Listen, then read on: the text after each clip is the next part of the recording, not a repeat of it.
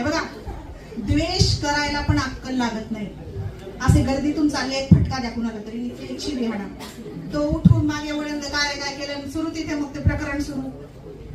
अक्कल लागली तिथं काय, एक दगड मारून फेका, एक खडा मारून फेका, बोला, टोमणा द्या.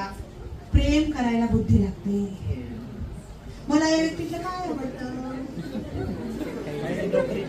ही व्यक्ती मला का आवडते, ही व्यक्ती मला का आवडू शकते, याच्यात काय छान आहे, किती छान बोलते, चालते, वागते, माग छान.